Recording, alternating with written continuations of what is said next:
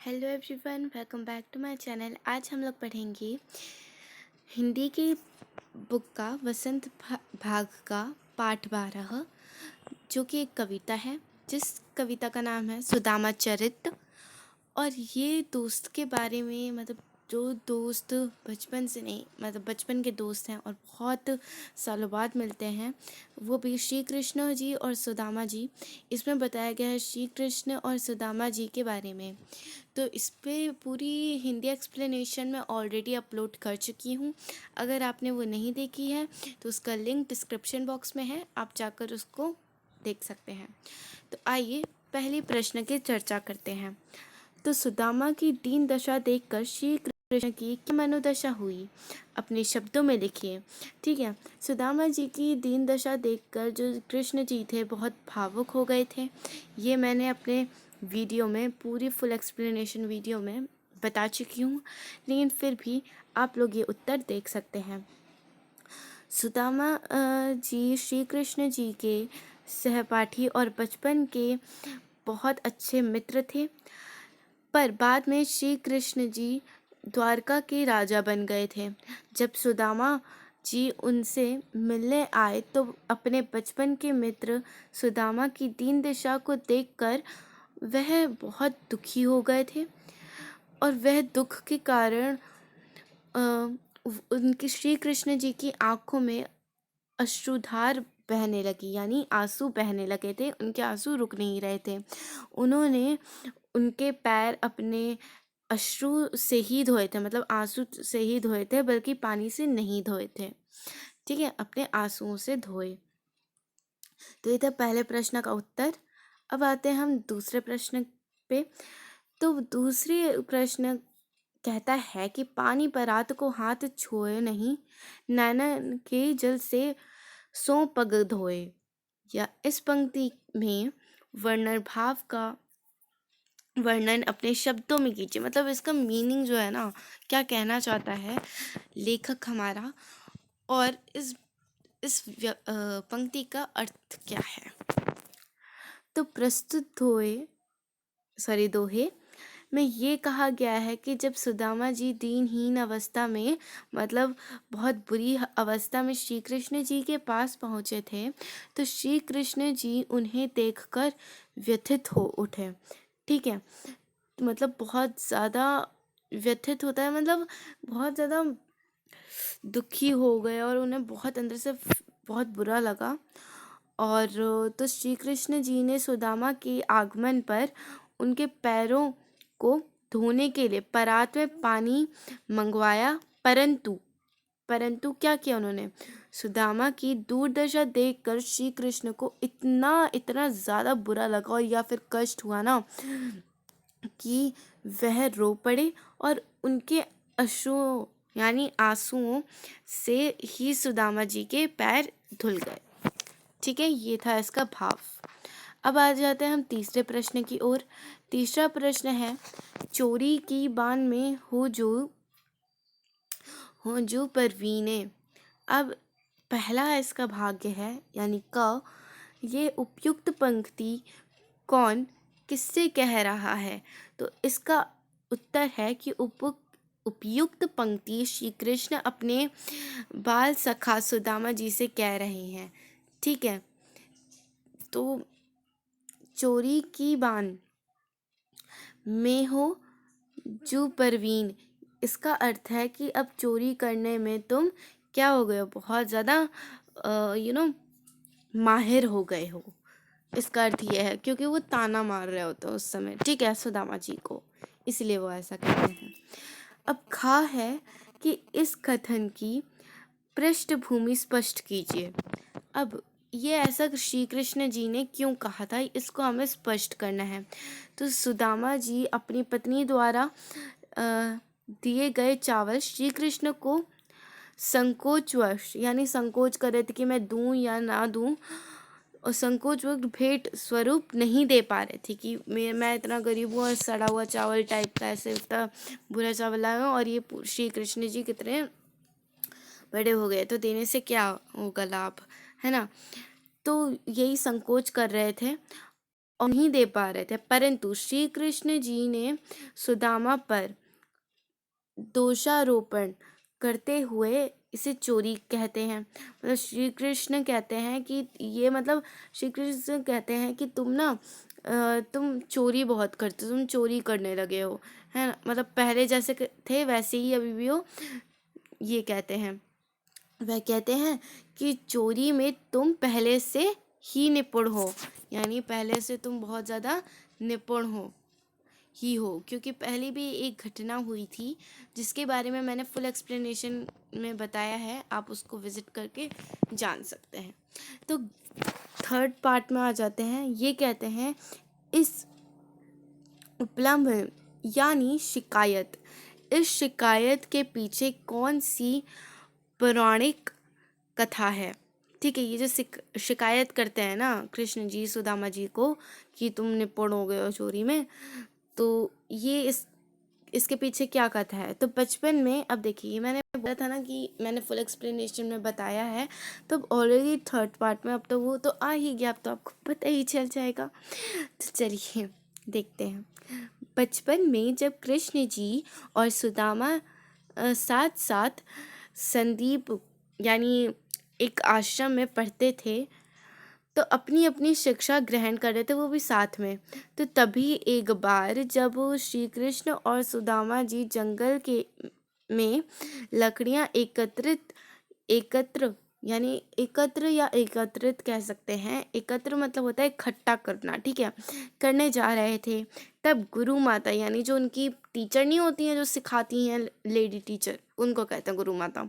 तो गुरु माता जी ने उन्हें रास्ते में खाने के लिए चने दिए थे, ठीक है, उन्होंने रास्ते में खाने के लिए चने दिए थे, परंतु सुदामा जी और कृष्ण जी को बिना बताए चोरी से सारे चने खा लिए थे। तो श्री कृष्ण जी सुदामा को उसी चोरी की घटना को याद करवाते हुए ये ताना मारते हैं या फिर ये बोलते हैं। फिर हम आ जाते हैं प्रश्न नंबर 4 में।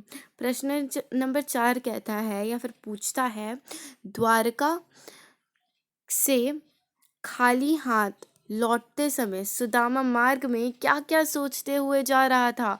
वह कृष्ण जी के व्यवहार से क्यों खिज रहे थे, हाँ मतलब बहुत ज़्यादा गुस्सा कर रहे थे, बहुत बुरा मान रहे थे, ऐसा क्यों। सुदामा जी के मन में दुविधा को अपने शब्दों में प्रकट कीजिए। अर्थात ये है कि द्वारका से जब वो कृष्ण जी से मिलकर आ रहे थे, वह तो उनके लिए चावल लेके गए थे श्री कृष्ण के लिए, लेकिन श्री कृष्ण जी ने बदले में उनको कुछ नहीं दिया। अब सुदामा जी तो अनजान हैं कि उनकी झोपड़ी तो किस में बदल गई है, महल में बदल गई है। तो वो रास्ते में जब आ रहे थे तो वो बड़बड़ाते हुए, मतलब उन पर बहुत ज़्यादा गुस्सा करके आ रहे थे। तो इसका उत्तर स्पष्टीकरण ये है कि द्वारका से खाली हाथ लौटते समय सुदामा के मन जो था ना, वो बहुत दुखी था। वह श्री कृष्ण जी द्वारा अपने प्रति किए किए गए व्यवहार के बारे में सोच रहे थे कि जब वह श्री कृष्ण जी के पास पहुंचे तो श्री कृष्ण जी अन्य दिन आनंद पूर्वक उनका मतलब स्वागत कर रहे थे, है ना। स्वागत सत्कार नहीं होता, वही स्वागत कर रहे थे, इतने प्रेम से इतने आदर से कर रहे थे। क्या वह सब दिखावटी था, क्या वो सिर्फ दिखावट कर रहे थे।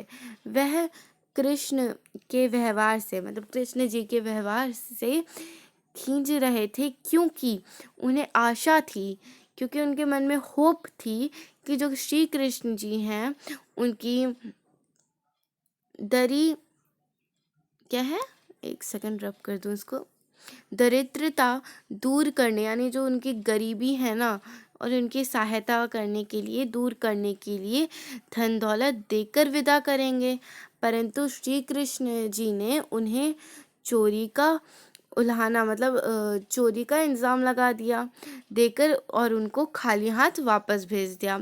वास्तव में श्री कृष्ण जी की महिमा अनजान थे, है ना? तो वो थोड़ी ना जानते थे उनका झोपड़ी है वो क्या होने वाला है कि नहीं? तो ये जितने भी प्रश्न उत्तर है ना, ये आपकी पूरी ये जो कविता है ना उससे रिलेटेड है। तो आपको इसकी पूरी कविता का एक्सप्लेनेशन भी आपको ज़्यादातर मिल जा रहा होगा, क्योंकि मैं इसको एक एक करके अच्छे से एक्सप्लेन भी कर रही हूँ। नहीं तो हिंदी में तो आप इजीली पढ़ सकते हैं ना। तो चलिए 5वें प्रश्न पे आ जाते हैं। 5वें प्रश्न में है, अपने गांव लौटकर जब सुदामा जी अपनी झोपड़ी नहीं खोज पाए तब उनके मन में क्या विचार आए? क्या क्या विचार आए जब वो खोज नहीं पा रहे थे अपनी झोपड़पट्टी? हाँ, कविता के आधार पर स्पष्ट कीजिए। कविता जैसा कहती है वैसे स्पष्ट कीजिए। द्वारका से लौटकर जब सुदामा जी अपने गांव वापस आए थे तो अपनी झोपड़ी के स्थान पर बड़ी बड़ी भव्य महल को देखकर सबसे पहले उनका मन भ्रमित हो गया था। मतलब वो भ्रमित होता है ना, जैसे कि भ्रम में पड़ जाना, धोखे में पड़ गया था। यानी उनका मतलब उनका जो मन था ये सोचने लगा था कि ये सच है या नहीं है, या फिर मैं कहाँ हो गया हूँ, ये सोचने लगा था। कि कहीं मैं घूम फिर कर वापस द्वारका, जहाँ पे कृष्ण जी रह रहे थे, वहाँ पे वापस तो नहीं चला आया हूँ। उन्होंने पूरा गांव छानते हुए सबसे पूछा, लेकिन उन्हें अपनी झोपड़ी नहीं मिली थी। तब हम आ जाते हैं 6वें प्रश्न में। 6वां प्रश्न कहता है, निर्धनता के बाद मिलने वाली संपन्नता का च, चित्रण कविता की अंतिम पंक्ति में वर्णित है, उसे अपने शब्दों में लिखिए। अब जो संपत्ति मिल गई थी तो वो सुदामा जी तब क्या सोच रहे थे? हाँ, और वो संपत्ति किससे मिल गई और क्या हुआ, मतलब उनको जब मिल भी गया था ना तो वो क्या सोच रहे थे? तो यही बताया है, मतलब पूछा है इसमें। श्री कृष्ण जी की कृपा से निर्धन सुदामा, अब वो उनकी जो गरीबी थी वो दूर हो गई थी। जहाँ सुदामा की टूटी फूटी सी झोपड़ी हुआ करती थी वहाँ अब सोने का महल खड़ा है। कहाँ पहले पैरों पर पहनने के लिए चप्पल तक नहीं थी, अब वहाँ पे घूमने के लिए हाथी घोड़े हैं। पहले सोने के लिए केवल कठोर भूमि थी, है ना, कठोर सी जमीन जो नहीं थी उस पे ऐसे लेटना पड़ता था, लेकिन अब नरम नरम नरम मुलायम बिस्तर का इंतजाम है। कहाँ पहले खाने के लिए चावल भी नहीं मिलते थे, और आज प्रभु की कृपा से खाने को मन चाहे चीज उपलब्ध है, परंतु अब अच्छे नहीं लगते। यही बोला है कि अब को पता नहीं क्यों अच्छा ये नहीं लग रहा।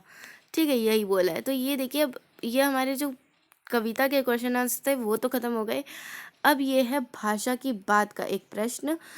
तो आइए देखते हैं भाषा की बात क्या कहती है। पानी परात को हाथ छोए नहीं, नैनन के जल सो पग धोए। ऊपर लिखी गई पंक्ति को ध्यान से पढ़िए। इसमें बात को बहुत अधिक बढ़ा चढ़ाकर चित्रित किया गया है। जब किसी बात को इतना बढ़ा चढ़ाकर प्रस्तुत किया जाता है तो वहाँ पर अतिशयोक्ति अलंकार होता है। आप भी कविता में से एक अतिशयोक्ति अलंकार का उदाहरण छांटिए। समझ रहे हैं ना, जब बहुत ज़्यादा बड़ा चढ़ाकर बात बोली जाती है कि फॉर एग्ज़ाम्पल, ये इसकी बात नहीं करते हैं, ये तो बहुत फीलिंग से जुड़ा था। और दूसरे की बात करें, जैसे कि मेरे पापा के पास ना सोने की कार है, वो भी 100 सोने की कार होगी। असल में एक ही होगी, अगर होगी तो, नहीं तो वो, लेकिन बड़ा चढ़ा कर बोल रहा हूँ सोने की है। ये होता है ना बढ़ा चढ़ा कर बोलना, है ना। तो वही वो अगर कोई बात को बढ़ा चढ़ा कर बोलता है तो उसमें कौन सा अलंकार छिपा होता है? उसमें छुपा होता है अतिशयोक्ति अलंकार।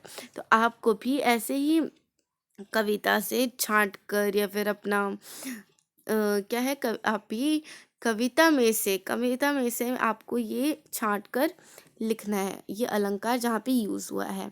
तो ये है, क्या वह टूटी सी छनी हती कहाँ कंचन के अब धाम सुहावत।